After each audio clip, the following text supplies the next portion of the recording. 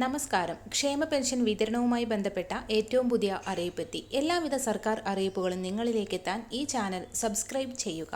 ഈ മാസം 1600 രൂപയ്ക്ക് പകരം 3200 രൂപയാണ് ഓരോ ഗുണഭോക്താക്കൾക്കും എത്തിച്ചേരുക. ക്രിസ്മസ് പുതുവത്സരം പ്രമാണിച്ച് 2 മാസത്തെ തുക ഒരുമിച്ച് നൽകുകയാണ്. എല്ലാ മാസവും ആനുകൂല്യങ്ങൾ നൽകാറുണ്ട്. എന്നാൽ നവംബർ അവസാനം ലഭിക്കേണ്ട തുക ഗുണഭോക്താക്കൾക്ക് എത്തിച്ചേർന്നിട്ടില്ല. നവംബർ 6-നാണ് ഏറ്റവും ഒടുവിൽ പെൻഷൻ വിതരണം ചെയ്തത്. അതുകൊണ്ട് തന്നെ ആ തുക കൂടി ചേർത്ത് 3200 രൂപയാണ് വിതരണം ചെയ്യുക. 62 ലക്ഷത്തോളം ആളുകൾക്ക് ഈ സഹായം എത്തിച്ചേരും. ഇതോടൊപ്പം തന്നെ സർക്കാരിൻ്റെ വീടുകളിലെത്തിയുള്ള പരിശോധന ആരംഭിക്കുന്നു എന്നുള്ളതാണ്. അർഹതയുള്ളവർക്ക് മാത്രം ആനുകൂല്യം നൽകിയാൽ മതി എന്നുള്ള തീരുമാനത്തിലേക്കാണ് സർക്കാർ പ്രവേശിക്കുന്നത്. ഈ സാഹചര്യത്തിൽ നിരവധി പേർ പദ്ധതിയിൽ നിന്ന് പുറത്താവും. ഇതിനായി സർക്കാർ പല മാനദണ്ഡങ്ങളും പരിശോധനയ്ക്ക് വിധേയമാക്കുന്നുണ്ട്. ഇത് സംബന്ധിച്ച സുപ്രധാന തീരുമാനം ഇപ്പോൾ സർക്കാരിൻ്റെ ഭാഗത്തു നിന്നും പുറത്തു വന്നിരിക്കുകയാണ്. നമ്മുടെ സംസ്ഥാനത്ത് ബാങ്ക് അക്കൗണ്ടുകളിലേക്ക് തുക സ്വീകരിക്കുന്നവരുണ്ട്. ഇതോടൊപ്പം തന്നെ കൈകളിൽ സ്വീകരിക്കുന്നവരുമുണ്ട്. ഇവർക്കെല്ലാവർക്കും തന്നെ 1600 രൂപ വീതമാണ് ഓരോ മാസവും വിതരണം ചെയ്യുന്നത്.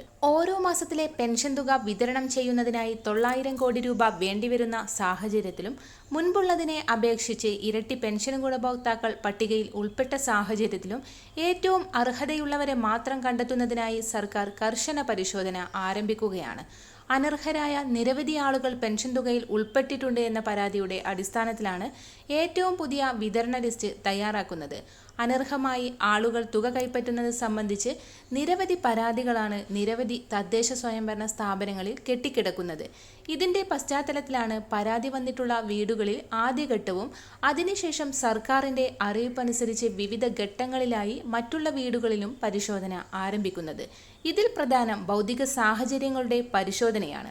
സാമൂഹിക സുരക്ഷാ പെൻഷൻ ഗുണഭോക്താവിൻ്റെ അല്ലെങ്കിൽ അപേക്ഷകന്റെ ഭൗതിക സാഹചര്യങ്ങൾ പരിശോധിക്കുമ്പോൾ 2000 ചതുരശ്ര അടിയിൽ വിസ്തീർണമുള്ള വീടുകളിൽ താമസിക്കുന്നവർ, AC ഉള്ളവർ, വാഹനമുള്ളവർ, ഇത്തരം കുടുംബങ്ങളിലുള്ളവരെ പെൻഷൻ പട്ടികയിൽ നിന്ന് പുറത്താക്കും. ഇതോടൊപ്പം തന്നെ ഇനി മുതൽ ഓരോ 60 വയസ്സ് കഴിഞ്ഞവരും വാർദ്ധക്യകാല പെൻഷന് അപേക്ഷിക്കുമ്പോൾ ഉദ്യോഗസ്ഥർ നേരിട്ട് പരിശോധനയ്ക്ക് വിധേയമാക്കിയ ശേഷം ഈ കാര്യങ്ങളെല്ലാം പരിശോധിച്ച ശേഷം മാത്രമേ പെൻഷൻ അപ്രൂവ് ചെയ്യുന്നതുൾപ്പെടെയുള്ള നടപടികൾ സ്വീകരിക്കുകയുള്ളൂ.